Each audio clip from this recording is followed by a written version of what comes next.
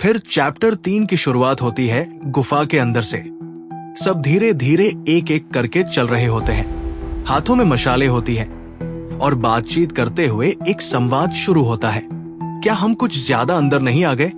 हम कितनी देर से चल रहे हैं? लगभग 40 मिनट। गेट बॉस को मारने के 1 घंटे बाद बंद हो जाएगा, तो हमारे पास करीब 20 मिनट बचे हैं। फिर कैमरा बदलता है और स्क्रीन पर नौजवान लिखा आता है। फिर कैमरा वापस गुफा के अंदर जाता है और संग और हीलर आपस में बात कर रहे होते हैं। सुनो, सॉरी। किस बात के लिए? हाँ कहने के बाद जबरदस्ती तुम्हें यहां लाने के लिए।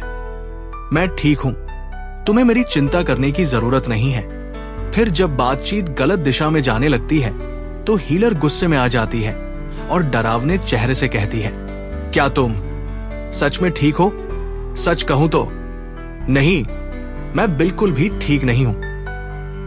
हीलर संग पर चिल्लाती है भयानक ऊर्जा के साथ, क्या तुम पागल हो गए हो? अभी अगर तुम्हें थोड़ा ऊपर चाकू लग जाता तो तुम्हारे दिल में छेद हो सकता था। और ये तो तुम्हारे हाथ पैर की बात ही नहीं कर रही, जिन्हें मैंने मुश्किल से हील किया था। संग कहता है, तुमने यहां क्यों कहा? क्या तुम्हारा भी सिर फट गया था? सच है, मैं सिर्फ इसलिए जिंदा हूं क्योंकि मिस जूही एक जी रैंक हीलर है। मैं एक बार फिर उनका एहसानमंद हूं। सॉरी। फिर संग पूछता है, तुम ठीक हो? हीलर का गुस्सा चरम पर पहुंच जाता है, लेकिन वो खुद को शांत करती है और संग से कहती है, अगर तुम सच में सॉरी हो तो मुझे खाना खिलाने ले चलो। संग समझ नहीं पाता और कहता है, हीलर उसे देखती है, मेरे साथ क्या कर रहे हो? नहीं नहीं, बिल्कुल नहीं। फिर वे सब गुफा के अंत तक पहुंचते हैं और उन्हें गेट मिलता है। हीलर कहती है, यही है बॉस रूम। मैंने पहले कभी ऐसा दरवाजा नहीं देखा, ये अजीब है। फिर ग्रुप का कप्तान या कह सकते हो लीडर कहता है, अरे क्या ये जगह खतरनाक नहीं है? वो कहता है, हाँ। क्या तुम यहां आकर खाली हाथ लौटोगे? हम पहले लोग हो सकते हैं जो इस डंगन को पूरा करें। जो जाना चाहते हैं जा सकते हैं, मैं तो अंदर जा ही रहा हूं, चाहे अकेले ही क्यों न जाना पड़े। फिर लीडर दरवाजा धक्का देता है और पीछे से सब एक दूसरे को देखते हैं और कहते हैं, मिस्टर सोंगची यूल की स्किल कमाल की है। वो सी रैंक हंटर्स में भी बहुत अटैकिंग स्टाइल के हैं। अगर उनका करियर यूं न रुकता तो वो किसी भी बड़ी गिल्ड में होते। हम यहाँ सिर्फ इसलिए आए क्योंकि हमने मिस्टर सोंग पर भरोसा किया था। अब अंत तक उनके साथ चलते हैं। फिर सोंग दरवाजा धक्का देता है और दरवाजा खुल जाता है। ये उतना कठिन नहीं था जितना उसने सोचा था। चलो अंदर चलते हैं। फिर उस रूम में मशाल जलती है और चारों ओर रोशनी फैलती है। फिर उनमें से एक कहता है, वाह, लाइट्स कितनी अच्छी है। मैंने ऐसा डंगन पहले कभी नहीं देखा। ठीक है, चलो फैल जाते हैं और एरिया की जांच करते हैं।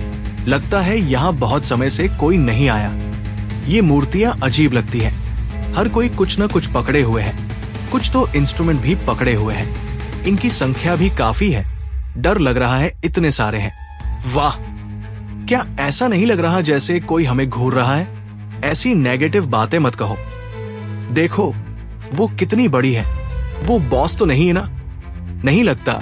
आखिरकार ये सिर्फ एक मूर्ति है। ये अकेली ही इतनी बड़ी है और कोई तो वैसी नहीं दिख रही। एक भी और मूर्ति नहीं दिख रही। फिर लीडर कुछ देखता है और कहता है, ये क्या है? कोई मैजिक सील?